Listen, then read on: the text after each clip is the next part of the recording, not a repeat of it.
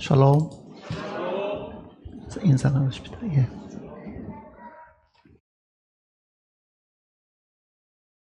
에베소서 3장을 찾겠습니다.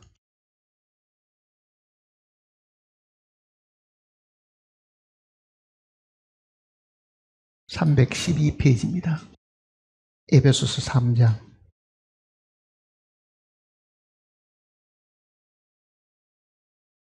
14절 말씀부터 보겠습니다.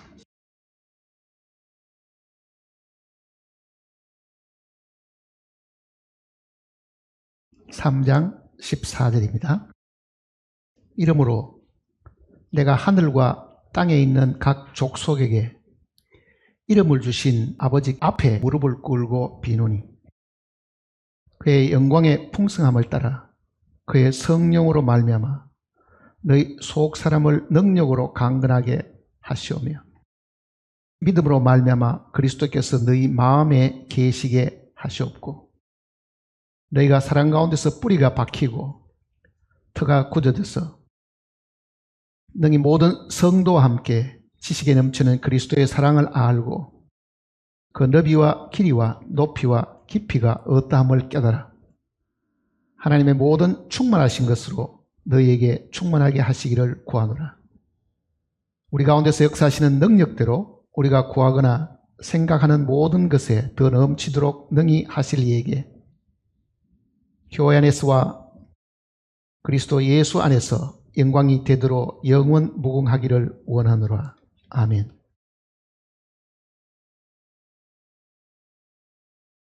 에베소의 교회에게 편지 내용 속에요, 1장 내용 속에도 기도가 있고요, 이 3장 내용 속에도 기도가 있습니다. 바울이 특별히 에베소 교인들을 향해 가지고 두 번의 기도를 했는데 1장 내용은 우리가 몇 번 언급을 했습니다. 오늘 3장 내용의 이 기도의 내용을 같이 생각해 보려고 합니다. 에베소 교회는 7교회 가운데서도 제일 첫 번째 나오는 교회가 에베소 교회입니다. 사도 요한도 이 에베소 교회에 대해서 처음에는 이 칭찬하는 이야기를 많이 했습니다. 그만큼 에베소 교회가 당시에 우상이 가득한 곳에 믿음을 가진 사람들이 모였습니다. 에베소는 그 당시에 소아시아에서 아데미 여신을 섬기는 큰 신전이 있었습니다. 고대 불가사의 중에 하나라고 불리우는 이 아데미 신전이 거기에 있었기 때문에 이 에베소 지역도 우상 숭배가 굉장히 들끓던 그런 곳이었습니다. 거기에 복음이 전해서 믿는 사람들이 주님께로 돌아와서 사랑을 하고 교제를 나누는 그런 일들이 있었는데요, 그 교회를 향해서 바울이 특별히 이 기도하는 내용입니다. 사도 바울이 여기 보면은 무릎을 꿇고 비노니 이렇게 이제 이야기합니다. 어떤 사람들은 이게 언어적인 표현일 뿐이지 실제 무릎을 꿇고 기도를 했겠느냐. 오늘 우리 중에 무릎 꿇고 기도하는 분들이 몇 분 계십니까? 우리 앞에 살았던 많은 사람들 중에 기도를 열심히 한 사람들은 무릎에 이 구둥살이 베일 정도로 기도를 많이 했다는 그런 기록들도 사실이 있습니다. 실제 사도 바울은 이 에베소 교회 장로들을 한번 불러가지고요, 그네들과 함께 무릎을 꿇고 기도한 그 기록이 사도행전 내용 속에도 있습니다. 그러니까 어쩌면은 에베소 교회 교인들하고 굉장히 깊은 이 교제를 사실 나누고 함께 기도한 그 내용들이 곳곳에 기록이 되어 있습니다. 사도행전 20장을 보시면요, 사도행전 20장 17절입니다.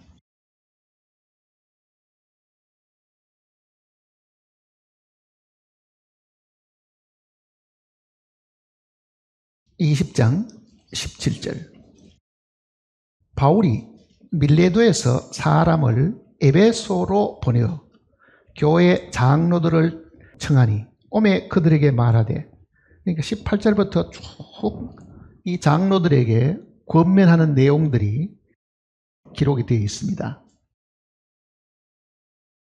그리고 그 장로들에게 특별히 부탁할 이 말을 전한 이후에 36절을 보시면요, 이 말을 한 후 무릎을 꿇고 그 모든 사람들과 함께 기도하니 다 크게 울며 바울의 목을 안고 입을 맞추니, 에베소 교회 장로들과 함께 무릎을 꿇고 기도한 그 내용을 보면 지금 에베소 3장에는 이 이야기도요, 그저 단순하게 기도한 것이 아니라 정말 하나님 앞에 무릎 꿇고, 무릎을 꿇는다는 것이 무슨 뜻입니까?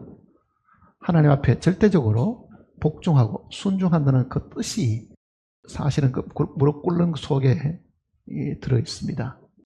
보통 높은 사람들이 낮은 사람을 벌주고 할 때도 무릎 꿇어! 뭐 그렇게 이야기를 하잖아요. 무릎 꿇어. 하나님 앞에 무릎을 꿇는다는 것은 그만큼 자기를 낮추고 하나님께 절대적으로 순종한다는 그런 의미가 들어있는데, 특별히 이 에베소 교인들을 위해 가지고 무릎을 꿇고 기도할 정도의 그 내용이면은 오늘 우리도 이 아하바 교회에 있는 이 식구들도요, 바울이 그토록 하나님 앞에 무릎 꿇고 기도할 정도의 그 내용이 무엇인가 하는 것을 분명히 알아가지고 그 내용의 그 기도가 만일 오늘 우리들에게도 똑같이 적용된다고 하면은요, 그 사실을 깨달으면은 그거보다 더 큰 복이 없을 것이다 하는 이야기입니다. 앞에 1장 내용도 굉장히 중요한 내용이 기록되어 있지만은 이 기도의 내용 속에 이 부분도 굉장히 우리가 깊이 생각하고, 바울의 기도대로 만일 나에게도 이루어진다고 하면요, 이것보다도 더 큰 복이 없다 하는 그 내용입니다. 14절 한번 보세요. 이러므로 내가 하늘과 땅에 있는 각 족속에게, 여기 있는 이 족속이라는 말은 가족이라는 말도 같은 이야기입니다. 가족. 하늘과 땅에 있는 모든 가족에게, 그 말은 전 가족 그런 뜻입니다. 전 가족. 그 전 가족은 뭐냐? 하나님을 아버지로 부르는 모든 가족들입니다. 이 지구상에 있는 모든 가족들, 그게 어느 나라에 있든지 간에 하늘과 땅에 있는 각 족속에게 이름을 주신, 그러죠. 무슨 이름을 주셨습니까? 예수 그리스도라는 그 이름을 주신 겁니다. 이 지구상에 예수 그리스도라는 그 이름 이외에 하나님께서 구원받을 만한 다른 이름을 우리에게 주신 일이 없다 그러잖아요. 그러니 하나님께서 우리에게 주신 제일 큰 축복은 예수 그리스도를 우리에게 보내주셨는데, 지금 우리는 예수 그리스도를 직접 만나거나 만지거나 볼 수 있는 상황은 아니고 그 이름이 우리에게 주어져 있는 겁니다. 그러니 초대교회 당시에도 바울이 안전뱅이를 낳게 할 때도요, 은과 금은 내게 없으되 그러잖아요. 내게 있는 것으로 네게 주느니 주 예수 그리스도의 이름으로 그러잖아요. 이름으로 걸어라. 그러니 우리가 지금 부르는 것은 주님의 이름입니다. 영접하는 자 곧 그 이름을 믿는 자들에게는, 이름을 믿는 거잖아요, 사실은요. 그러니까 그 이름을 우리에게 주셨다. 예수라는 그 이름을 우리에게 주셨다. 그런데 오늘 믿는 사람들 중에도 그 예수님의 이름을 잘 부르지도 않고 그 이름이 얼마나 존귀한지를 깊이 생각하는 사람들도 많지 않습니다. 그저 찬송 부를 때에 예수님의 이름 나오면 같이 부르는 정도지, 그 이름이 얼마만큼 귀하고 얼마만큼 능력이 있는가 하는 것을 제대로 이해하시는 분들이 그렇게 사실은 많지 않습니다. 자, 베드로가 그 안전뱅이를 낳게 할 때도요, 이름으로 낳게 한 거잖아요. 나사렛 예수 그리스도의 이름으로 그러잖아요. 걸어라. 그러니까 그 이름이 그저 단순하게 예수하는 두 글자가 있는 게 아니고 그 이름에는 뭐가 있습니까? 하나님의 능력이 있다. 그 얘기잖아요. 하나님의 능력이 있다. 그 이름에는 하나님의 사랑이 사실은 들어있습니다. 그러니 에베소 교회 교인들이 그 예수라는 그 이름, 그 이름을 받았다고 하면 왜 어려움과 시련과 고통이 있을 때 그 이름으로 능히 이기지 못하느냐, 그 부분을 지금 우리에게 이야기하고 있습니다. 우리는 모두가 다 예수 믿는다고 말하지만은요, 이 예수님의 이름이 얼마나 큰 능력과 위대한 그 힘을 가지고 있는지를 잘 모르기 때문에 바울이 그 내용을 우리에게 지금 가르쳐 주려고 합니다. 그 이름 속에는 하나님의 큰 사랑이 사실은 들어 있습니다. 자, 다시 보세요. 15절에 이름을 주신 아버지 앞에 무릎을 꿇고 비노니, 얼마나 진심으로 간청을 하면은, 그저 말 한마디로 하나님, 에베소 교인들을 좀 불쌍히 여기셔서 하나님을 제대로 알게 하시고 예수 그리스도의 이름의 그 능력을 알게 하십시오, 이렇게 기도하지 않고요, 그거를 정말 마음으로 간절히 소원하는, 그리고 그거를 자신이 무릎을 꿇어서 하나님 앞에 그거를 주시기를 깊이 소원하는 그 내용을 이야기하고 있는 겁니다. 그러면 우리도 이 말씀을 읽을 때에요, 그 사도 바울의 그 무릎 꿇고 기도하는 그 간청, 그 기도가 나에게도 이루어지기를 뭘 해야 되겠어요? 이 기도의 마지막에 아멘 해야 되는 거죠. 사실은요. 아멘. 주여, 나도 이 기도대로 이루어지기를 바랍니다, 그러잖아요. 근데 특별히 여기 보면은 바울이 기도하는 중에 아멘하고 마지막에 지금 여기에 붙이는 거예요. 아멘. 자, 다시 한번 보세요. 이름을 주신 하나님 앞에 무릎을 꿇고 비노니 그랬습니다. 그의 영광의 풍성함을 따라 그의 성령으로 말미암아 너희 속 사람을 능력으로 강건하게 하옵시며. 자, 기도의 첫 번째 내용은 뭡니까? 우리의 속 사람을 강건하게 해달라 그러잖아요. 우리의 속 사람은 무엇을 두고 하는 겁니까? 구원받은 우리의 영을 두고 하는 이야기입니다. 속 사람은 우리의 영이잖아요. 속 사람은 영이고 바깥 사람은 혼이고 그렇습니다. 그 사람은 우리의 육입니다.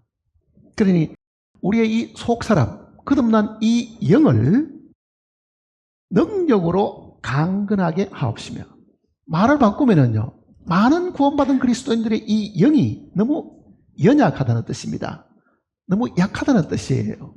강건함이 없습니다. 용기도 없고 담대함도 없고.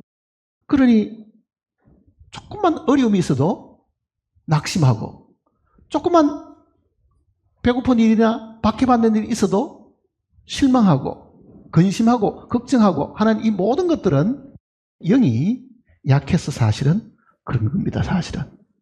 그걸 우리가 한번 생각해 보세요. 우리가 하나님께 감사합니다 할 때는 언제입니까? 집안에 우환도 없고 뭐 특별히 걱정할 일도 없고 평온한 상황 속에서는 우리는 하나님 감사합니다. 자식도 잘 되게 하시고 사업도 잘 되게 하시고 건강도 주셔서, 그러고 있다가 가족 중에 갑자기 아픈 사람이 생겼습니다. 사랑하는 사람이 떠나가는 일도 생깁니다. 그러면은 우리의 영이 얼마나 연약하냐면요, 왜 하나님이 갑자기 나에게 이 고통을 주시는가? 눈물을 흘리고 슬퍼하고 원망하고 그렇게 됩니다. 강한 영을 가지고 있으면은 그렇지 않습니다. 사실은요. 그러니 이 기도의 내용 속에 이게 나에게 적용되어야 될 부분을 한번 생각을 해 보셔야 됩니다. 나는 환경이라는 것은 하나님의 섭리니까 어떤 어려움과 어떤 시련이 있더라도 나는 이 강건한 하나님의 영으로 말미암아 그 시련과 고통에 대해서는 나는 능히 이길 수 있는 힘이 있다. 그게 우리에게 사실은 있어야 되는데, 우리는 입으로는 나는 언제 구원받고 나는 예수 그리스도를 믿습니다라고 말해도요, 그 구원받는 그 영이 너무 연약해서 조금만 어려움과 조금만 시련이 있어도 쓰러지고 넘어지고 낙심하고 불평하고 그렇게 하는 우리들이다라는 것을 생각을 해야 됩니다. 마치 이스라엘 백성들이 광야에 나와서 무엇을 먹을까 무엇을 마실까 배고프고 목마르기 때문에요. 하나님을 원망하고 시험하고 하는 그런 일들처럼 그게 우리가 영이 강건하지 않아서 그렇습니다. 그러니 자신을 한번 돌아보셔야 됩니다. 병이 들면은 내가 너무 내 자신에 빠져가지고 슬퍼하고 죽을지 모른다는 그 두려움 때문에 이러고 있다가 내가 망할지도 모른다는 그 생각 때문에 내가 쉽게 좌절하는 사람이냐? 나는 쉽게 상처받는 사람이냐? 나는 쉽게 낙심하고 절망에 이르는 그런 일들이 하루 동안에, 일주일 동안에, 한 달 동안에 도대체 내가 몇 번을 그런 스스로 자기가 생각해도 이래서 안 되는데 하면서도 그런 허약함 속에 살고 있는가를 사실 봐야 됩니다. 그래서 이게 특별히 16절에 그의 영광의 풍성함을 따라 그의 성령으로 말미암아. 자, 성령이 우리 마음을 지배하고 다스려야만 우리의 속사람이 강건해진다는 것을 이야기하고 있는 겁니다. 쉽게 말하면 내 영과 이 주님의 영이 하나가 되어가지고 온전한 이 하나 속에서 어려움과 시련과 고통을 이겨야 되지, 주님의 영이 자기 속에 역사하시는 일이 없이 자기 혼자서 버티고 견디려고 하면은 그건 더 이상 버티고 이길 재간이 사실은 없음을 이야기하는 겁니다. 그러니까 너희 속사람을 능력으로 강건하게 하시오며 그랬습니다. 또 한번 보세요. 17절에는 믿음으로 말미암아 그리스도께서 너희 마음에 계시게 하시옵고. 자, 우리는 믿음으로 예수 그리스도를 마음속에 받아들인 사람들입니다. 처음 믿을 때 정말 우리는 믿음으로 구원함을 받았고 믿음으로 예수 그리스도를 우리의 마음속에 받아들였습니다. 근데 그러면 그런 일이 있었는데 여기는 왜 믿음으로 말미암아 그리스도께서 너희 마음에 계시게 하옵시며, 그 말이 뭐겠어요? 우리는 그게 한 번의 일로 끝나버렸다고 생각하니까요, 믿음에 이르는 그 일들을 잘 모릅니다. 죄사함에 대한 것은 믿음으로 구원받았다고 이야기하지만은요, 동일한 그 믿음이 매일매일 속에 하나님의 능력이 내 안에 머물도록 하기 위해서라도 나는 믿음이 있어야 되는데 그러지를 못한다는 이야기잖아요. 지옥 가지 않는다는 것, 멸망당하지 않고 구원받는다는 거기에는 우리가 믿음을 내세우지만은 그 믿음이 구원받는 믿음뿐만 아니라 실제 매일매일의 어려움과 시련과 고통 속에서도 내 안에 내주하시는, 내 안에 계시는 그 주님이 내 대신 살아서 역사하셔야 된다는 걸 안다고 하면 뭐가 있어야 돼요? 나는 여전히 믿음이 있어야 된다.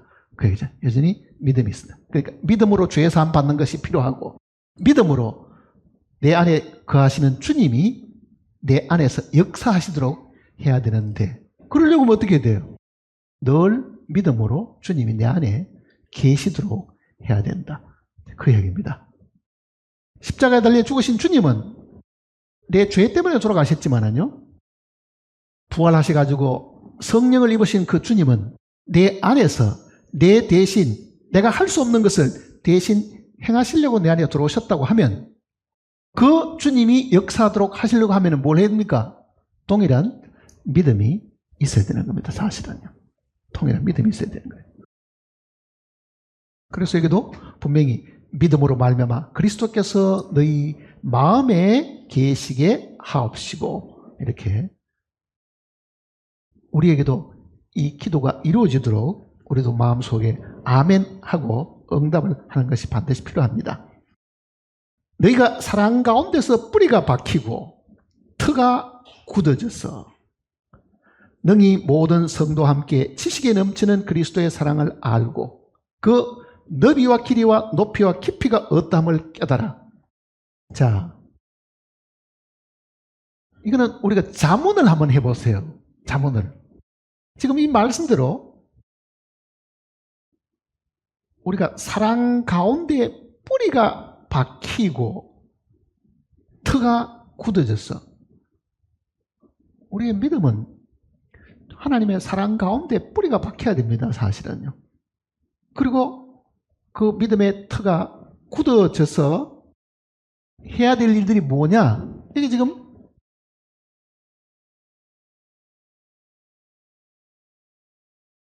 그리스도의 사랑 이렇게 표현하고요. 뭐를 알아야 된다 이겁니까? 그리스도의 사랑을 알고, 첫째는 너비와 깊이와 높이와 길이. 순서에 이 순서에 별로 중요한 건 아니니까요. 자, 바울이 지금 우리에게 특별히 우리가 사랑 가운데서 뿌리가 박혀야 된다. 그리고 그 믿음의 터가 굳건해져야 되는데, 특별히 부탁한 게 뭐냐면 능히 모든 성도와 함께 그랬습니다. 능히 모든 성도와 함께 지식에 넘치는 그리스도의 사랑을 알고. 자, 바울의 이 기도의 핵심은 뭐냐면요, 그리스도의 사랑을 너희가 깨달아야 되겠다, 이렇게 이야기하는 겁니다. 믿음으로 예수 그리스도를 우리 마음에 모시고 드렸다 하더라도요, 모셔드린 그 자체가 중요한 게 아닙니다. 그 모셔드린 그 주님을 통해가 뭘 알아야 되는 얘기입니까? 사랑을 알아야 된다. 핵심은 여기에 있습니다. 사랑을 깨달아야 된다, 그 얘기입니다. 사랑을 깨달아야 된다. 아니, 우리는 하나님이 세상을 이처럼 사랑하사 독생자를 주셨으니 하는 그 사랑을 내가 다 깨닫고 내가 구원을 받았는데 그렇게 생각하잖아요. 근데 사실 우리가 하나님의 사랑에 대해서 너무너무 모르고 있는 겁니다. 그러니 지금 이 기도의 내용은요, 에베소 교인들아, 너희가 참으로 하나님의 사랑을 제대로 알아야 되는데, 그 하나님의 사랑의 그 너비가 얼마나 넓으며, 얼마나 그 길이가 길며, 얼마나 그 사랑이 높으며, 얼마나 그 사랑이 깊은지를 깨달아야 된다. 그것도 혼자서 깨닫는 게 아니고 누구와 더불어 깨달아고요? 성도와 함께. 그러잖아요. 성도와 함께. 자, 오늘 이 설교의 이 주제는 바로 그겁니다. 그리스도의 사랑을 너비와 깊이와 높이와 길이를 다 깨달으려고 하면 이게 정확히 무엇을 뜻하는 이야기인가? 오늘 이 떡대는 부분도요, 정말 마음속에 이 하나님의 사랑, 그리스도의 이 사랑이 그 마음속에 확실히 경험하고 그거를 마음속에 깊이 깨닫고 난 다음에 모두가 다 함께 떡을 떼시길 바랍니다. 자, 하나님의 사랑이 여기 지금 넓다라고 하면 무엇을 두고 하는 이야기였어요? 넓다. 하나님의 사랑이 너무너무 넓어. 가끔은 TV를 보다 보면요,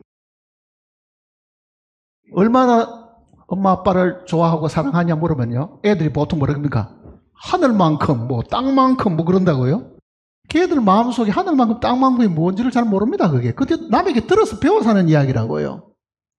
우리도 그렇게 대답할 겁니까? 하늘만큼 땅만큼, 하나님이 우리를 하늘만큼 땅만큼 사랑하셨다. 그래 봐야 그게 굉장히 추상적이잖아요, 사실은요.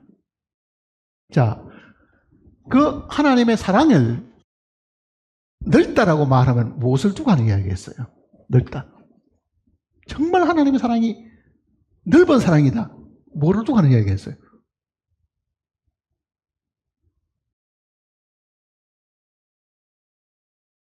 감이 안 오죠? 한때 생각해도. 이걸 더 구체적으로 얘기하면 이런 이야기입니다. 하나님은 이 지구상에 있는 사람 전체를 다 사랑하는 뜻입니다. 아담 이후에 이 땅에 태어난 사람들은 도둑놈이든 강도든 선인이든 악인이든 큰 사람이든 작은 사람이든 미국 사람이든 한국 사람이든 하나도 제한하지 않고 모두를 다 사랑하시는 겁니다. 그 범위가 얼마나 커요? 우리가 사람을 사랑하는 건 어떻습니까? 여기 앉아있는 사람 가운데 내가 사랑하는 사람 몇 명입니까? 기껏 대화되는 사람 10손가락도 안 될지 모릅니다. 사실은요. 기껏 우리가 사랑하는 건 자기 가족, 그리고 자기 친구 몇 사람, 그리고 자기에게 조금 가까이 지내는 사람, 그게 50명이 되겠어요? 100명이 되겠어요?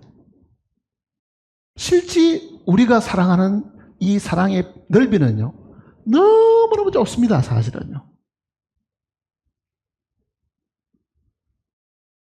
밖에 길 가는 사람, 내가 당신을 사랑합니다 말할 수 있어요? 모르는 사람한테 가서 내가 당신 사랑합니다고 이야기할 수 있냐고요? 우리 중에 그런 사람 아무도 없습니다. 우리의 사랑은 어쩌면 점 하나 정도도 안 될지도 모릅니다. 사실은요. 근데 하나님의 이 사랑이라는 것은 제한이 없는 거죠.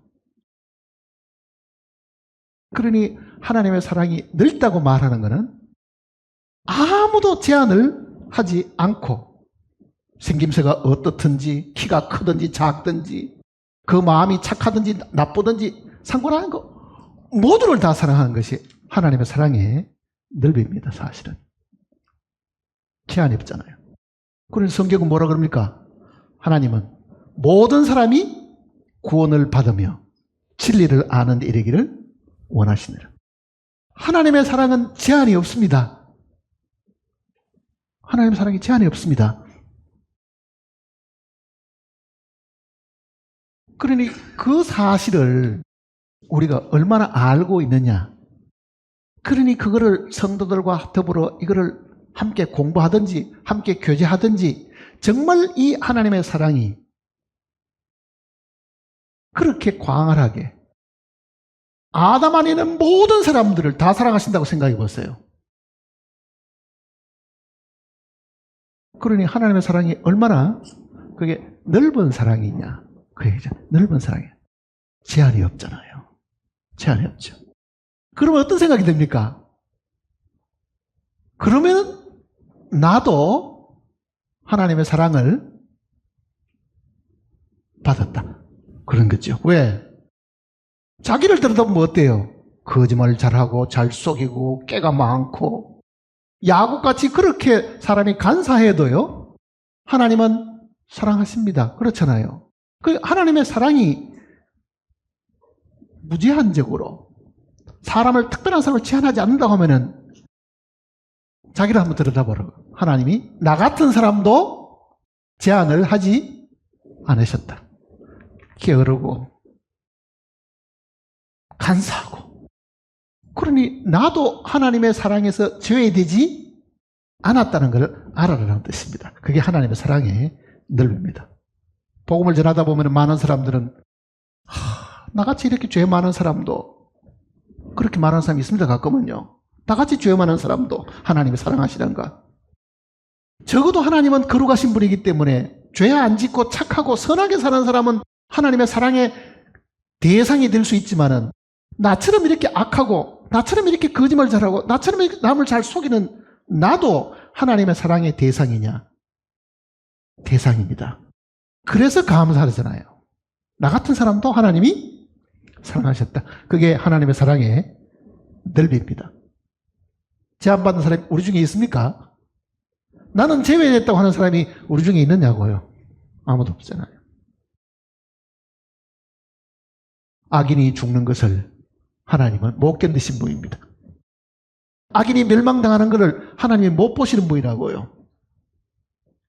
그래서 아들을 보내신 거잖아요. 그들 안 해준 거예요. 그러니 우리는 함께 살아가는 동안에 그리스도들 사이에 혹시 아직도 내가 하나님의 사랑에 감격을 못했다고 하는 사람이 있으면요, 하나님은 아무도 제한하지 않으십니다. 아무도 제한하지 않는 거예요. 그러니까 바울이 하나님의 그리스도의 그 사랑의 너비와 하는 그 너비는 제한이 없다는 뜻입니다. 모든 사람을 다 사랑하는 그 사랑을 두고 하는 이야기입니다. 그러면 우리 마음이 어때요? 나도 가능성이 있다. 하나님이 세상을 이처럼 사랑하사. 하나님이 사랑하는 그 세상은요, 죄가 들끓는 세상입니다. 마귀가 지배하는 세상입니다. 모두가 다 어두움 가운데 사는 세상입니다. 빛으로 나오기를 싫어하는 그런 세상을 하나님이 사랑하셨다고요. 우리가 사랑하는 것 어때요? 잘생기고 똑똑하고 말 잘 듣고 자기에게 친절히 대해주는 그런 사람은 우리가 마음을 열어서 사랑한다고 말을 하지만은 자기에게 조금 괴로움을 주고 자기에게 조금 피해를 주고 자기에게 조금 싫은 소리를 하면은요, 우리는 마음을 닫아버립니다. 그게 우리 인간들이잖아요. 만일 하나님이 내 마음 같으면요, 내가 하나님 사랑을 어떻게 받겠어요? 못 받습니다. 그런 얘기는 특별히 너희 모든 성도 함께 지식이 넘친다는 말이 뭐겠어요? 우리가 상상할 수 없는 그 뜻입니다. 우리가 알아봐야 그거는 잘못 알고 있다. 하나님의 사랑에 대해서는. 그러니까 우리 지식을 넘어서는, 우리가 상상하는 그 사랑을 넘어서는 그 뜻입니다. 그리스도의 사랑을 알고 그 너비와 길이가, 자, 너비는 알겠지요. 하나님이 모든 사람을 다 사랑하셨으니까. 길이는 뭐겠어요, 그러면요? 하나님의 사랑이 길다. 하나님의 사랑이 얼마나 깁니까? 하나님의 사랑이 길다 하는 그 말은요, 하나님의 사랑은 중간에 끊어지지 않는다는 뜻입니다. 한 번 사랑하면은 어떻다는 얘기입니까? 끝까지 사랑합니다. 우리는 결혼식 때는 머리가 파뿌리가 될 때까지 서로 사랑하겠느냐? 예 하다가 그만 얼마 안 가면 이혼해 봅니다. 사랑이 끊어져 버린 거예요. 그러니 하나님의 사랑이 길다 하는 거는요, 하나님의 사랑은 중도에 끊어지고 멈추는 일이 없다는 뜻입니다. 하나님은 모든 사람을 다 사랑하시고 한 번 사랑하면은 어떻다고요? 끝까지 사랑하는 겁니다. 요한복음 13장을 보세요.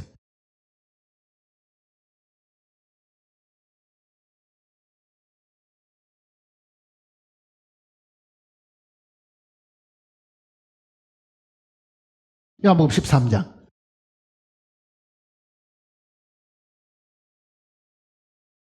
1절입니다. 1절. 유월절 전에 예수께서 자기가 세상을 떠나 아버지께로 돌아가실 때가 이런 줄 아시고 세상에 있는 자기 사람들을 사랑하시되 어떻게 했다고요? 끝까지 사랑하시느라. 끝까지 사랑하시느라. 3번씩이나 예수님을 부인했던 그 베드로도 끝까지 사랑하신 겁니다, 사실은요.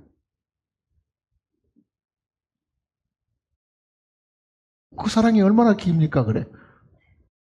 나는 내가 어떤 사람을 사랑하면은 죽을 때까지 끝까지 사랑한다? 그런 사람이 몇 명이 있겠어요? 우리는 그렇게 못하잖아요. 근데 하나님은 한 번 사랑한 사람은 끝까지 사랑한다. 그래서 그게 영원한 속죄가 가능한 이유입니다. 많은 사람들은 지금요, 죄사함 받아도 구원받은 그리스도인들이 살다가 심각한 죄를 지으면 멸망당할 수가 있다. 그런 교리가 있습니다. 아르메니우스의 그 교리입니다. 네덜란드 신학자가 내세운 그 교리잖아요. 심각한 죄를 지으면 멸망당할 수가 있다. 감리교가 그렇게 믿고 있습니다. 자, 그러면 이게 끝까지가 되겠어요? 안 되지요. 한 번 하나님이 사랑하셔서 구원을 받으면요, 그 영혼이 혹시 살아가는 동안에 죄 가운데 빠져도 하나님은 그를 끝까지 사랑하십니다. 하나님이 사랑하시는 그 사랑이 영원한 사랑이고 중간에 멈추지 않는 사랑이고 참으로 비록 그 사람이 죄 가운데 빠져 있다 하더라도요, 그로 하여금 다시 회개시켜가지고 돌아서게 하는 하나님의 사랑입니다. 고린도 교회에 간음죄를 짓는 사람이 있었습니다. 사실은요. 자기 아비의 아내를 취해가지고, 그러니 그 서모와 더불어 성적 죄를 지은 사람이 있었습니다. 그건 심각한 죄잖아요, 사실은요. 그런데 바울은 그 사람을 두고 뭐라고 말합니까? 육신은 멸하고 영은 주 예수의 날에 구원을 얻게 하려 함이라. 그렇게 심각한 죄를 지으면은 내가 너를 구원한 것을 내가 취소하마, 이렇게 말해야 될 거 아니에요. 중간에 끝이 나야 되는데 끝이 안 나고 어떻게 했습니까? 끝까지 사랑하셨다. 그 끝까지가 하나님의 이 사랑의 길이를 이야기하는 겁니다. 길이를 이야기하는 것. 그렇다고 하면 오늘 우리가 자기 상상 속에 자기 성경에 대한 이 지식이 짧아가지고요, 내가 하나님을 배신했어. 하나님의 아들을 보내서 나를 영원히 용서해 주셨는데 나는 너무너무 심각한 죄를 지어가지고 하나님 얼굴 뵐 면목이 없으니 나는 이제 모임에 나가지도 못하겠고 하나님 앞에 기도도 못하겠고 찬송도 못하겠다. 그렇게 만일 우리가 자포자기한 상황 속에 있다고 하면 하나님이 뭐라 그러십니까? 내 사랑은 끝이 없다, 이렇게 이야기하시겠죠. 내 사랑은 끝이 없다. 그게 오늘 모든 구원받은 사람들이 이 하나님의 사랑의 이 길이를 조금만 이해하면은요, 우리는 혹시 구원받고 난 이후에 죄 가운데 빠졌다 하더라도 절망에 이르지 않습니다. 하나님의 사랑이 영원하기 때문에 그렇잖아요. 내가 저에게 영생을 주노니 영원히 멸망하지 아니할 것이요, 그러잖아요. 내가 저에게 영생을 주네. 그러니까 한번 영생을 얻으면 그거는 영원한 것이다, 그 이야기입니다. 영원한 것이다. 자, 하나님의 사랑이 깁니까 짧습니까? 길어도요, 끝이 없는 길입니다. 끝이 없는 길이. 그렇잖아요. 끝이 없는 거. 깊다 하는 표현도 있죠. 깊다. 그 깊이가, 자, 하나님의 사랑이 얼마나 깊을까? 하나님의 사랑의 깊이를 뭐를 두고 하는 이야기 같아요? 빌립보서를 보시면요,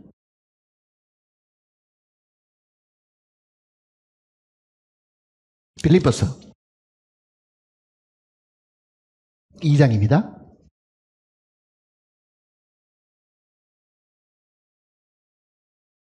빌립보서 2장 5절입니다. 너희 안에 이 마음을 품으라. 곧 그리스도 예수의 마음이니 그는 근본 하나님의 본체시나 하나님과 동등됨을 취할 것으로 여기지 아니하시고 오히려 자기를 비워 종의 형체를 가지사 사람들과 같이 되셨고 사람의 모양으로 나타나사 자기를 낮추시고 죽기까지 복종하셨으니 곧 십자가에 죽으심이라. 자, 하나님의 사랑은 하늘에서 하나님이 내 너 사랑한다, 네 죄 용서하마, 그렇게 하고 끝나지 않았습니다. 하나님이 우리를 사랑하신 그 사랑은요, 사람이 사람을 사랑하고는 전혀 다른 일입니다. 한번 보세요. 하나님은 창조주시잖아요. 우리는 피조물입니다. 창조주가 피조물을 사랑하는데 그 사랑받을 그 대상이 죄 가운데 빠져가 멸망을 당하게 되었으니 하나님이 그 하늘의 영광을 버리고 땅으로 내려오신 거잖아요. 하늘에서 땅까지가 얼마나 깊어요. 그걸로 끝이 안 납니다. 더 내려가지요. 어디까지 갑니까? 죽음에까지.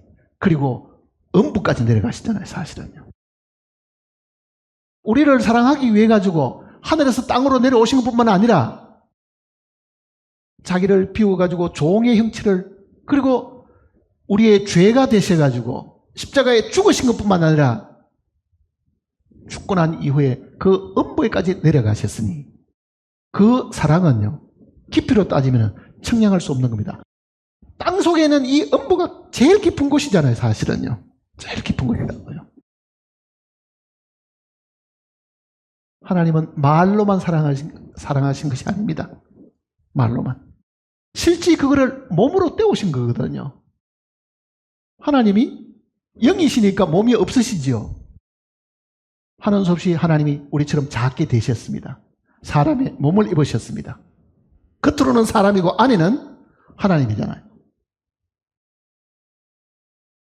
예수 그리스도가 죽으신 거는요, 사람만 죽은 게 아닙니다. 그 안에 있는 하나님도 죽으신 거지, 사실은요. 그게 쉬우냐고요. 그리고 죽으시고 그 음부에까지 사실은 내려가신 거죠. 왜? 사망의 권세까지도 패해버리니까. 그 음부의 권세도 패하기 위해 가지고 그 내려가신 거죠. 죽음에까지 내려가신 겁니다. 그러니 하나님의 사랑은 그저 우리가 말하듯이 I love you 하고 그저 말 한마디 하는 걸로 끝나는 게 아니고 실제 그의 사랑은 죽음까지 내려가신 거잖아요. 죽음까지 내려가신 것. 하나님 우리를 사랑했다는 증거가 어디 있습니까? 예수님의 죽음이 있습니다. 로마서 5장을 보세요.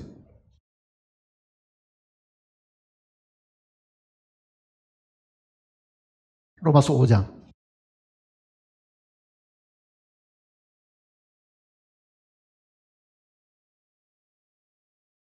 8절입니다.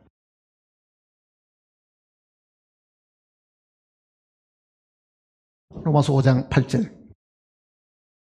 우리가 아직 죄인 되었을 때 그리스도께서 우리를 위하여 죽으심으로 하나님께서 우리에 대한 자기의 사랑을 확정하셨느니라.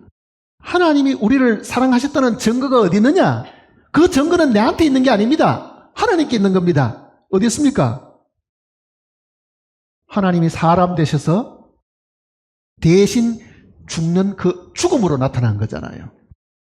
말로는 내가 너를 사랑한다, 내가 세상을 사랑한다, 백날 이렇게 하면 무슨 소용이 있겠어요? 그 사랑의 실질적인 증명을 해 보이셨잖아요. 내가 대신 죽으마. 내가 멸망당하는 너를 위해서 내가 사람의 몸을 입고 내가 대신 죽으마. 그래서 그 죽음으로 사랑을 입증하셨다. 그의 죽음으로 사랑을 입증. 하나님이 죽어야 될 이유가 뭐 있어요? 창조적으로 우리를 위해서 죽어야 될 이유가 뭐 있어요? 그게 하나님의 사랑입니다. 천사에게도 그 일을 시키지 않고 특정한 사람에게도 시키지 않고 아무도 그 일을 감당할 사람이 없으니 하나님이 그 능력의 창조자께서 친히 나타나신 거잖아요. 친히 나타난 거. 하늘에서 땅으로 내려오신 거잖아요. 그게 하나님의 사랑의 깊입니다, 사실은요.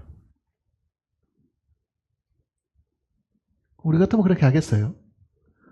자식이 죽어가도 혹시 콩팥 하나 떼주는 그런 부모는 혹시 있을지 모르지만은 목숨을 대신하라 그러면은요, 부모도 선뜻 못 났을 겁니다.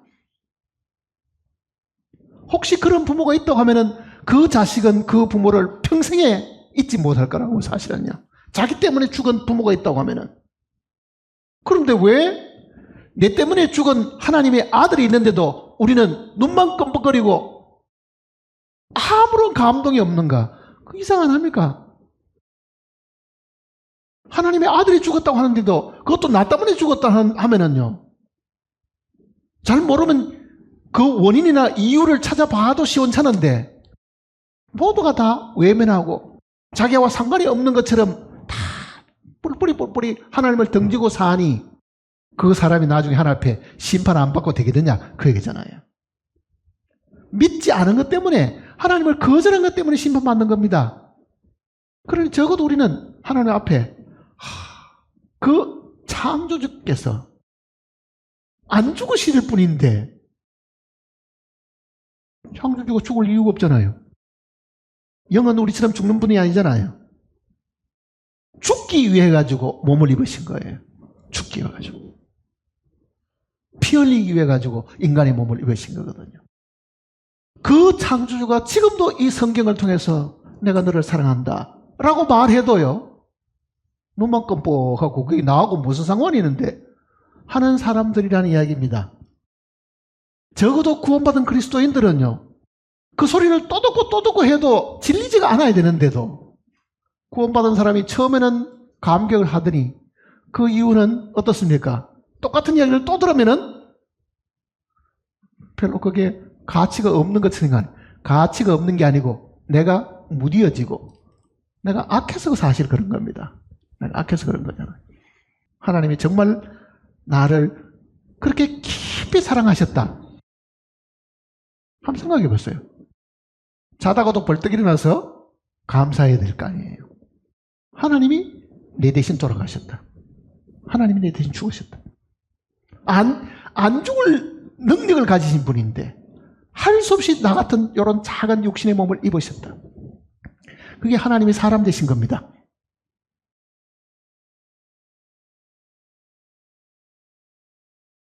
그러니 우리가 지금 이 땅에 살아있는 동안에 조금 어려움이 생길 때예요. 이 하나님의 사랑에 대한 것을 매일 되새기고 감사하면은 이게 능력으로 나타납니다. 어려움도 이기게 되고 환난도 이기게 되고. 사랑의 높이는 뭘 것 같아요? 사랑의 높이가 뭘 것 같아요? 자, 하늘에서 땅으로 내려오셨으니 그 깊이가 얼마나 크고 땅속까지 내려가셨으니, 근데 우리를 끌어가지고 이 지옥에 있는 우리를 끌어다가 우리를 어떻게 하는 거야? 다시 하늘로 높이 올려놓잖아요. 영광에 이르도록 해주신 거거든요. 모든 사람이 죄를 범하였음에 하나님의 영광에 이르지 못하더니 그 하나님의 영광은 어디에 있습니까? 하늘에 있잖아요. 그러니 땅으로 내려오셔가지고 죽을 이 인간을 다시 끌어다가 본래 그 하나님 자기의 영광까지 높이 올려놓은 겁니다. 높이 올려놓은 거예요. 바울이 에베소 교회 교인들에게 이 사실을 알려주려고 간곡히 기도한 거지, 사실은요. 간곡히 기도한 거예요. 우리는 인간으로 태어났고 타락한 이후에 우리는 모두가 다 죄인이고 멸망받을 사람들인데 이 죄인을 하나님이 끌어다가 하나님의 아들이 되게 해서 하나님 앞에 서게 하신 거잖아요. 사람이 하나님이 되었다. 그 말입니다. 쉽게 말하면은 사람의 아들로 태어나가 하나님의 아들이 되었으니까 사람이 신이 된 거예요, 사실은. 그 하나님의 위치에 우리를 올려놓은 것이 하나님의 사랑의 높이입니다. 높이. 그런데도 우리는 뭐라 그럽니까? 자기를 돌아보니 머리도 나쁘지요. 기억력도 없지요. 늙었지요. 병들었지요. 이게 아무짝에 쓸모가 없어. 그런다고요. 자기가 자기에 대해 실망을 하니까 하나님 눈에도 자기가 그렇게 보일 거라고 생각합니다. 하나님이 그러십니까? 아니죠. 내가 실망하고 나도 나를 지금 사랑하고 싶지 않는데도 하나님은 그런 나를 어떠십니까? 여전히 사랑하시는 거죠. 그러니 이게 얼마나 큰 놀라운 이야기인가 한번 생각해 봤어요. 자, 하나님의 사랑을 이 네 과정이 있는데, 이 네 종류가 있는데, 만일 내가 그 하나님의 사랑을 이렇게 제대로 이해를 했다고 하면은 어떤 일이 생겨야 되느냐? 그걸 성경이 이야기하고 있는 겁니다. 어떤 일이 생길 것 같아요?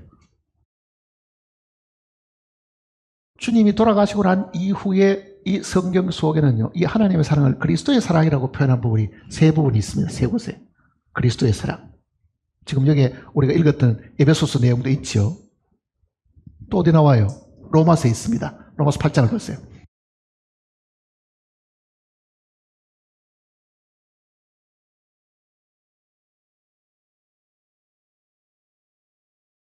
로마서 8장.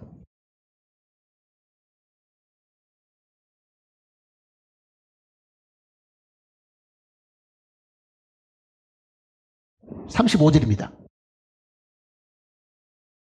로마서 8장 35절. 다 같이 읽겠습니다. 누가 우리를 그리스도의 사랑에서 끊으리요? 환난이나 곤고나 박해나 기근이나 적신이나 위험이냐 칼이라. 이게 적신하는 것은 불과 적다 몸신자니까 이거는 헐벗었다는 뜻입니다. 헐벗음.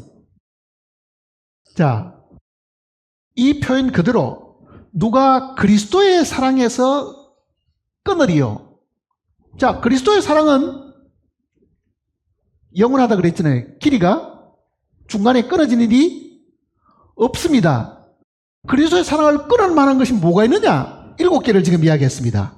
환난 받는 것, 공고한 것, 박해, 기근, 헐벗음, 죽음. 그 7가지 어떤 것도 하나님과 우리 사이의 사랑을 끊을 수가 없다. 말을 바꾸면 이런 뜻입니다. 내가 박해를 받을 때, 내가 환난을 당할 때, 내가 헐벗었을 때에, 내가 굶주릴 때에 그때 하나님의 사랑이 멈추느냐? 멈추지 않는다는 뜻이잖아요. 환난 받습니까? 하나님이 버리신 모양이야. 하나님이 내가 지금 고통당하는 걸 모르는 모양이야. 내가 지금 예수 믿다가 감옥에 갇힌 걸 하나님이 모르시는 모양이야. 그 환난과 고통이 하나님과 우리 사이의 사랑을 끊을 수가 없습니다. 그 길이가 영원하기 때문에 그렇잖아요. 그런데 우리는 조금 어려움이 생기면은, 조금 배고픈 일이 생기면은, 조금 누가 칼로 나를 죽인다고 위험을 하거나 그런 상황이 생기면은 하나님이 나를 버리셨기 때문에 나를 이 고통 속에 넣으신 것이다. 이렇게 생각하는 거잖아요. 내가 지금 당하는 이 환난이 하나님이 나를 버리셨기 때문에 이 환난을 당하는 것이다. 이렇게 생각하는 거거든요. 반대입니다. 반대예요. 절대로 그런 환난과 공고한 것이나 칼이나 핍박이나 헐벗음이나 그런 것이 하나님과 우리 사이의 사랑을 중간에 단절시킬 수가 없다. 병 들었습니까? 암이 걸렸습니까? 고통 속에 있습니까? 누가 나를 억울하게 모함합니까? 하나님이 나를 버리셨기 때문에 그런 일이 생긴 것이 아닙니다. 그걸 아셔야 돼요. 우리는 그렇게 해석을 하고 마는 거예요. 내가 죄를 지었더니 하나님이 나를 외면하시는 모양이야. 전에는 기도를 들어주시는 것 같더니만 이제는 내가 죄 지고 난 다음에 기도도 안 들어주시는 모양이야. 그게 우리 생각이잖아요. 누가 그리스도의 사랑에서 우리를 끊겠느냐? 그러니 그리스도의 사랑은 로마서 8장은 이야기하는 게 뭐냐면요. 우리가 하나님께 받은 사랑이 그 너비와 깊이와 높이와 길이가 이렇게 무한하기 때문에 환난과 어려움과 핍박도 그 사랑을 끊을 수는 없다. 그 얘기잖아요. 끊을 수가 없다. 구원받은 그리스도인들이 낙심할 때가 많잖아요. 잘 가다가 뭐가 푹 하고 무슨 사고가 생기거나 갑자기 사랑하는 사람이 사라지거나 하면은요, 크게 충격을 받습니다. 육신을 가진 우리가 다 충격받게 돼 있어요. 그러나 그때 한 발자국만 물러서서 보면은요, 하나님의 사랑이 끊어진 것이 아닙니다. 끊어진 게 아니에요. 이게 지금 사도 바울이 누가 그러잖아요. 우리를 그리스도의 사랑에서 끊으리요. 사람도 못 끊고 환경도 못 끊고 어떤 것도 하나님과 우리 사이에 한번 맺어진 그 사랑은 끊을 수가 없다. 그 얘기입니다. 끊을 수가 없다. 그러니 우리는 살아가는 동안에 잘못 생각하는 것이 많습니다. 하나님을 오해하는 거지요. 하나님을 오해하는 거지요. 왜? 하나님 꼭 인간처럼 생각하면요, 내가 잘해주면 저것도 잘해줄 거고, 만일 내가 하나님에 대해서 잘못하면 하나님은 나를 잘못할 거야. 그게 우리 생각입니다. 그런데 하나님은 그렇지를 않으시다는 걸 이야기하고 있잖아요. 않으시다. 고린도후서 5장을 보세요. 또 그리스도의 사랑에 대한 이야기가 나옵니다.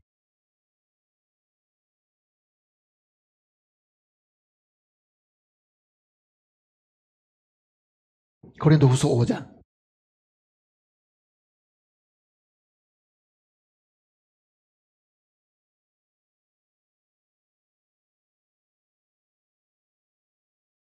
14절입니다. 14절. 그리스도의 사랑이 우리를 강권하시는도다. 우리가 생각한데 한 사람이 모든 사람을 대신하여 죽었은즉 모든 사람이 죽은 것이라. 자, 그리스도의 사랑이 우리를 강권한다. 로마서 8장의 그리스도의 사랑, 지금 고린도 후서 5장에는 그리스도의 사랑, 에베소 3장에는 이 그리스도의 사랑, 하나님의 사랑이라고 특별히 표현하지 않고요, 그리스도의 사랑이라고 다 이야기하고 있습니다.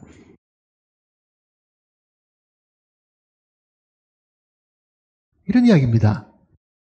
그 그리스도의 사랑이 내 마음에 풍성하면은 모든 환난과 어려움과 공고함과 병든 것과 그런 데서부터 내가 능히 이길 수 있는 하나님의 능력이 되고 그 뜻입니다. 왜? 내가 생각을 잘못해가 이게 끊어졌다고 생각할 게 아니고 여전히 그리스도의 사랑은 끊임없이 나에게 주어지고 있다고 하는 그 그리스도의 사랑을 내가 만일 주장을 하게 되면 그런 환난에서 능히 이길 수가 있게 되고, 고린도 후서 5장은 뭐를 이야기합니까? 내가 하나님을 향해서 수고하고 봉사하고 희생하고 헌신하는 이 모든 것들도 그 그리스도의 사랑이 끊임없이 내한테 역사하면은 나로 하여금 하나님께 드리는 것, 하나님을 위해서 내가 바치는 것, 그런 모든 것들도 자연스럽고 힘이 안 드는데 그리스도의 사랑에 대한 것을 내가 못 깨달을 때는 어떻습니까? 억지가 되잖아요. 분위기 때문에, 구역에서 그렇게 부탁하기 때문에, 교회에서 그렇게 하라고 말하기 때문에, 나는 하기 싫은데, 나는 주님께 드리기도 싫은데, 나는 주님을 위해서 아무것도 바치기도 쉽지 않는데, 내가 구역장이 되어가지고, 내가 일을 맡은 사람이 되어가지고 안 했다가는 남들이 나를 볼 거야. 우리가 그렇게 되는 거죠, 사실은요. 그런데 그 그리스도의 사랑이 내 안에 강력하게 역사하면 어떻다는 이야기입니까? 강권한다. 그 사랑이 나로 하여금 수고하게 하고, 사랑이 나로 하여금 헌신하게 하고, 사랑이 나로 하여금 드리게 하고, 사랑이 나로 하여금 하나님께 모든 것을 다 바치도록 하는 거잖아요. 한번 생각해 보세요. 그 그리스도의 사랑이 내 안에 풍성하냐? 그 얘기잖아요. 그 그리스도의 사랑이 있느냐? 정말 내 안에도 그리스도의 사랑이 내 안에서 역사해가지고 나로 하여금 뭐를 강압적으로, 강제적으로, 억지로라도 하나님께서 밀어 올려서라도 내 의지와 관계없이 뭐를 드리도록 하고 헌신하게 하는 것이 있는가? 그 얘기잖아요. 그리스도의 사랑이 우리를 강권하시는도다. 그러잖아요. 그리스도의 사랑이 우리를 강권합니다. 그렇게 됩니다. 처음 우리가 구원받을 때를 한번 생각해 보세요. 처음 죄 사함 받을 때는요, 그래도 뒤꿈치가 땅에 닿지 않는 것처럼 마음이 밝고 가볍고 마음에 뭐가 있었습니까? 하나님의 사랑이 내 속에 들어와서 내 가운데 기쁨이 있었습니다. 내 마음 속에 즐거움이 있는 거죠. 그러니 그때는 밤잠을 안 자도 마음에 불평이 없습니다. 함께 모여서 한 끼를 굶어도 그게 별로 신경 쓰이지 않았습니다. 뭔가를 구원받을 사람을 자기 차비를 대줘서라도 밥을 사줘가면서 데려와도 그게 아깝다고 생각하지 않았습니다. 왜 그렇습니까? 그리스도의 사랑이 내 안에 강권하는 힘으로 역사하기 때문에 사실 그렇잖아요. 그런데 언제부터인지는 모르지만은 누구 좀 데려오세요 하면은 바쁜데, 나 지금 바쁜데 어떻게 그 사람 태워와? 왜? 시간도 아깝고, 그 사람 태워오려고 하면 같이 만나가지고 무슨 밥이라도 사 먹으려면 그것도 아깝고, 우리의 마음속에 뭔가가 인색해져가지고요, 계산적으로 돌아갑니다. 그거는 그리스도의 사랑이 그 마음속에서 식었다는 뜻이잖아요, 사실은요. 내가 봉사하는 것이 하나님의 사랑에 의해서 그 내 속에서 강하게 밀어내는 그 사랑의 힘이 나로 하여금 기도하게 하고, 나로 하여금 봉사하게 하고, 나로 하여금 믿지 않는 사람을 향해서 복음을 전하게 하고, 그 복음 전하는 일들을 위해서 내가 가진 것이 무엇이든지 간에 쏟아붓게 하고 하는 것은 하나님의 사랑이 내 속에 있어야 그게 가능하다는 걸 이야기하는 겁니다. 그리고 성경은 항상 자원하는 것은 너희가 받되 그러잖아요. 그 자원하는 마음이 뭡니까? 성령이 우리를 밀어내는 힘이거든요. 강건한 힘이잖아요. 불행히도 구원받은 지가 오래되면은 이 사실이 더 분명하고 더 확신이 가야 되는데, 처음 구원받을 때보다 세월이 가면 갈수록 그 열정과 그 힘은 점점 더 내려가고, 주님을 향한 그 사랑은 점점 더 줄어들어가지고, 나도 다 해봤어, 이제 너 해봐라. 그만큼 사람들이 교만하고 나태해져 있는 거지, 사실은요. 나도 각 구원받고는 그렇게 살았으니까 너도 이제 각 구원받아서는 너도 그렇게 살아라 하지. 먼저 구원받은 사람은 열정이 다 사라지고 없고, 새로 각 구원받은 사람 몇 사람이 그래 봐야 그 무슨 힘이 생기겠어요. 우리가 돌아봐야 될 부분은 뭡니까? 이 사도 바울이 에베소 교회에게 이야기하기를, 너희 모든 성도와 함께 지식에 넘치는 그리스도의 사랑을 알아. 지식에 넘치는, 우리의 상상, 우리의 생각, 우리의 이론을 초월하는 그 하나님의 사랑을 성도들 사이에 뭘 하라는 이야기입니까? 회복하라고 이야기하는 거죠. 성도들과 함께 회복하라는 얘기. 에베소 교회가 그 사랑을 잊어버리니까, 첫사랑을 잊어버리니까요, 그 사랑을 회복하도록 일곱 교회에서도 바로 그 에베소 교회가 첫사랑을 잊었다 그러잖아요. 나는 첫사랑을 안 잊었어요.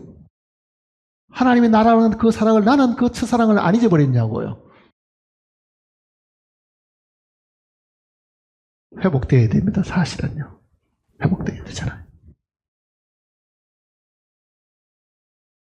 떡을 떼는 모든 사람들이 마음속에 정말 하나님이 이 땅에 오셔가지고 죽으시고 피 흘리시고 그 생명을 우리에게 주셨기 때문에 오늘 내가 존재하고 오늘 내가 이 자리에 서 있다고 생각하는 것을 깊이 생각하면은 그 하나님의 사랑이 내 마음속에 다시금 불일 듯 일어나게 될 겁니다. 사랑이 있으면 어떻게 되느냐? 기쁨이 있죠, 사실은요. 하나님의 사랑이 있다는 그 증거는 뭐냐? 기쁨이 있는 겁니다. 하나님의 사랑이 사라졌다는 말은 나는 기쁨이 사라졌다는 말과도 같습니다. 기쁩니까? 항상 기뻐하라면 기뻐하느냐고요. 그게 무슨 율법처럼 들리면은요, 그 사람은 기뻐하고 있지 않는 겁니다. 하나님은 내 행편과 처지를 모르시는가 봐. 우리 집안에 생긴 이 우환을 모르시는가 봐. 내가 지금 이런 상황인데 어떻게 기뻐하라는 말이냐? 우리가 그렇게 많이 생각한다고 하면요, 정말 그리스도의 사랑을 모르는 사람입니다. 내가 기뻐하는 그 원인이 자식이 말을 잘 듣고 보너스를 생겼고 집값이 올랐기 때문에 만일 내가 기뻐한다고 하면요, 그거는 성경에서 말하는 기쁨이 아닙니다. 성경은 하나님으로 기뻐하는 겁니다. 나를 구원하신 주님으로 기뻐하는 거고 성령 안에서 기뻐하는 거지, 물질이 더 늘어났기 때문에, 갑자기 병이 다 났었기 때문에, 타락했던 자식이 돌아왔기 때문에 기뻐하는 게 아닙니다. 항상 기뻐해야 될 그 기쁨 속에는요, 하나님과 나와의 문제잖아요. 그 하나님의 사랑이 내 가운데 풍성하게 넘치면 그 결과는 뭐냐? 기쁨이죠. 그 기쁨이 있어야 승리합니다. 이기는 자가 되는 거예요. 기쁨 없는 사람은 못 이깁니다. 기쁨 없는 사람은 이길 수가 없어요. 어떻게 항상 기뻐할 수 있어요? 주님이 항상 내 안에 계시기 때문에, 주님의 사랑이 내 안에 풍성하기 때문에 내가 항상 기뻐할 수 있는 겁니다, 사실은. 다른 이유로 기뻐하는 게 아니잖아요.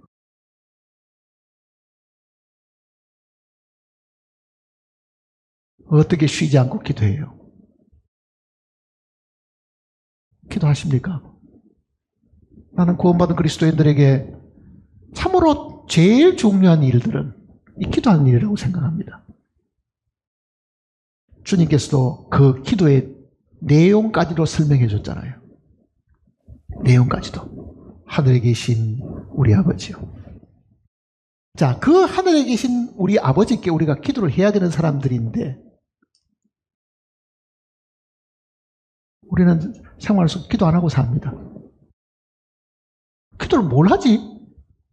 이렇게 물어보는 사람도 있습니다. 기도를 뭘 해야 될지를 모르다니.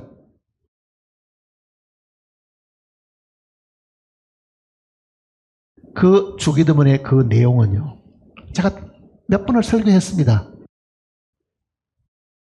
전체가 7가지인데요. 하나님을 향한 것이 3가지, 사람을 향한 것이 3가지, 마지막에 속령 7가지입니다.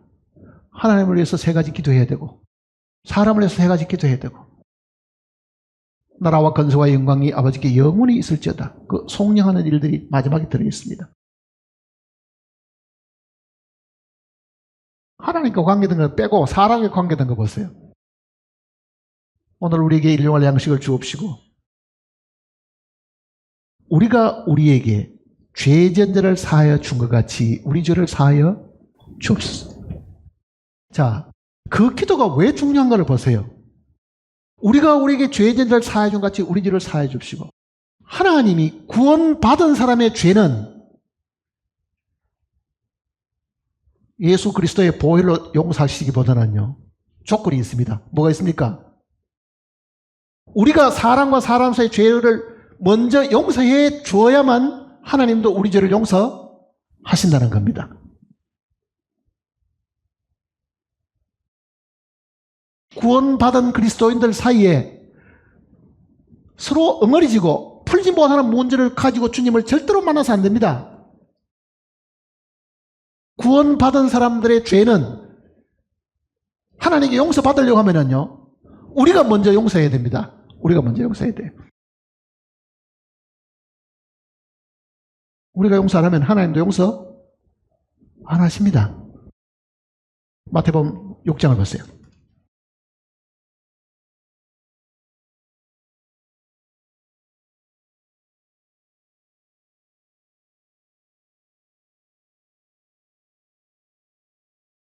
마태복음 6장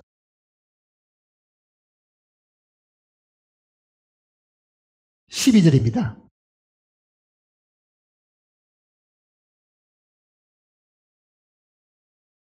이거는 기도해야 될 부분입니다. 지금 기도한다고 생각해 보세요. 하나님이여, 내 죄를 용서해 주십시오. 내가 구원을 받고도 이런 죄를 지었습니다. 어떻게 하는 이야기입니까?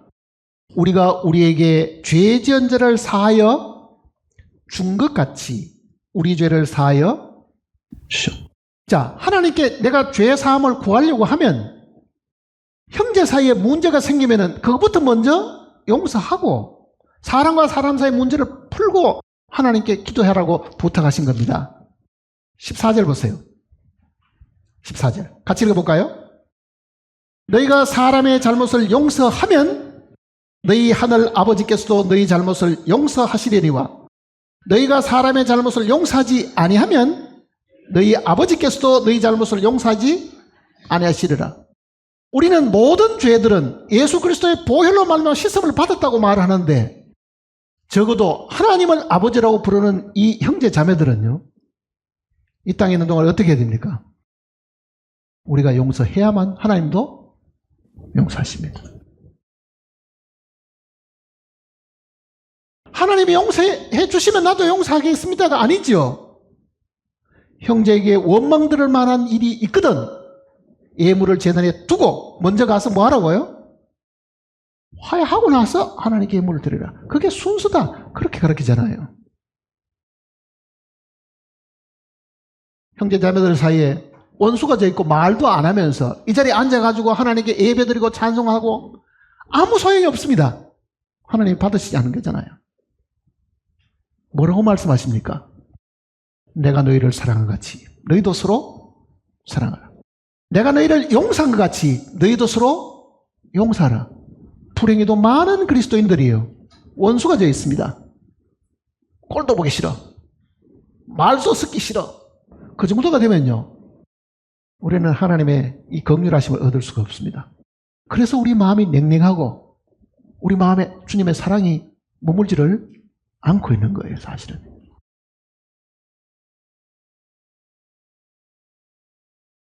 주님께서 이 기도를 하라고 이렇게 주님이 가르친 그 기도 내용 속에 우리가 우리의 죄를 사해 주같이 우리 죄를 사해 주시고 그거를 매일 매 순간 우리가 기도한다고 하면은 정말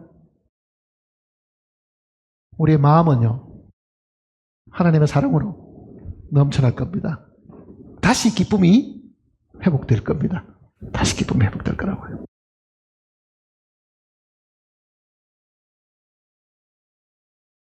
너무 우리가 세상을 사는 것을 힘들어하고 세상만 바라보고 살다 보니까 하는 일도 안 됩니다. 온 심리를 거기에 다 기울여 살아도 돈벌이도 안 되고 돈도 안 벌리고 몸을 위해 가지고 좋은 약 다 먹고 좋은 거는 다 입어도 그 몸이 점점점 쇠약해지고 안 되는 거 이상하게. 뭘 해야 되겠어요? 그거는 그냥 두더라도요. 하나님과 내 사이에 이 부분을 분명하게 살아야 됩니다. 이 주기도문의 이 기도의 내용들이 매일 생활 속에서 기도하는 사람이 되어야 됩니다. 기도하는 사람이 되어야 돼요. 그러니까 항상 기뻐하고 쉬지 말고 기도하는 일이 있어야 되죠. 그러면 어떤 일이 생기겠어요? 우리의 마음속에는 감사가 넘치게 됩니다. 그러니까 정상적인 그리스도의 생활이 뭐냐? 항상 기뻐하고 쉬지 말고 기도하고 범사에 감사하는 사람입니다. 그 사람은 분명히 하나님 앞에 정상적인 신앙생활을 하고 있는 겁니다. 그런데 만나보면은 인상 쓰고 불평 많고 한숨 쉬고 그리스도인이 그렇게 된다고 하면은요 패배한 그리스도인입니다. 이미 패배한 거예요. 지금 패배했으니 그 상태를 회복하지 않으면은 주님 앞에 갔을 때 분명히 징계가 있다는 것을 기억해야 됩니다. 너는 나를 안 믿었다. 내 사랑을 과소평가하고 너는 내 사랑을 네 마음속에 가득 차게 하지 않았다.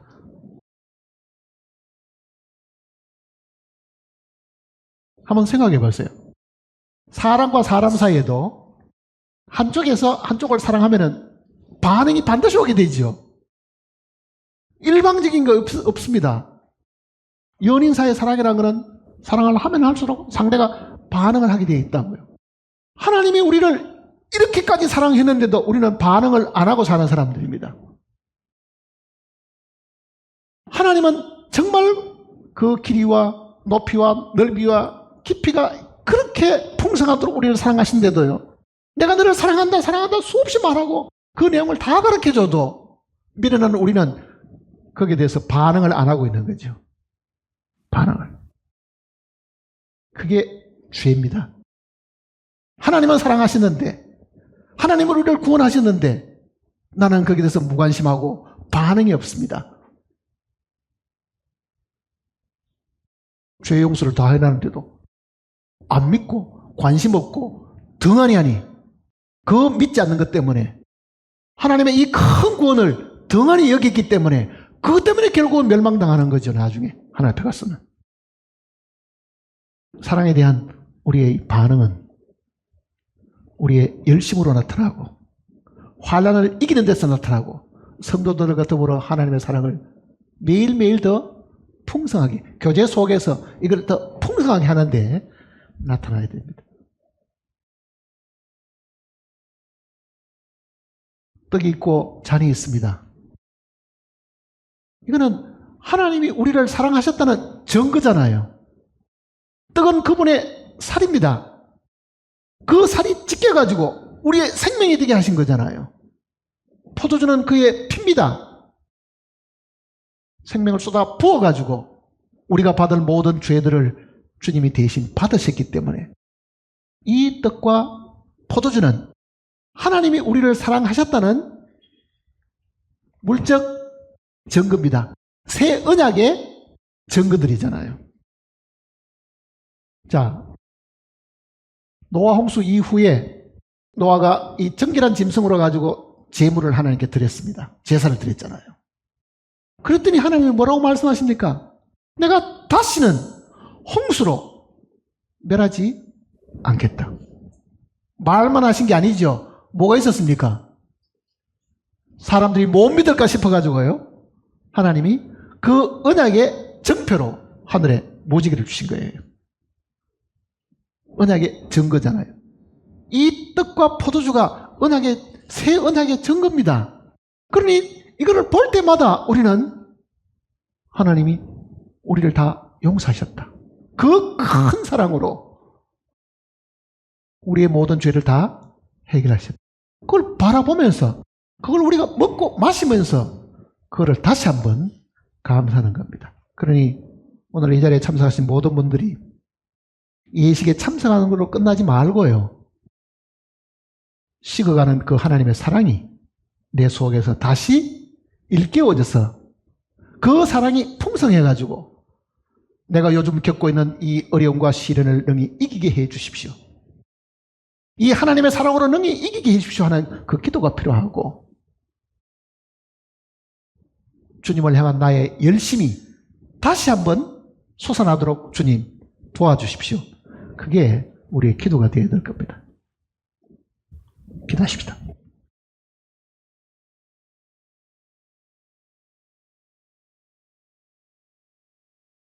아버지 하나님, 우리는 하나님께로부터 상상할 수 없는 큰 사랑을, 놀라운 사랑을 저희들이 받았지만 미련하고 어리석게도 우리는 하나님의 사랑을 그렇게 큰 줄을, 그렇게 긴 줄을, 그렇게 깊이 있고 높은 줄을 미처 생각지도 못하고 살았습니다. 말씀으로 이 사실을 우리에게 다시 보여주셨으니 주님을 향한 우리의 식어가는 사랑을 주님께서 다시 회복시켜 주시고 환난과 어려움을 능히 이길 수 있는 하나님의 사랑을 우리에게 다시 일깨워 주시옵소서.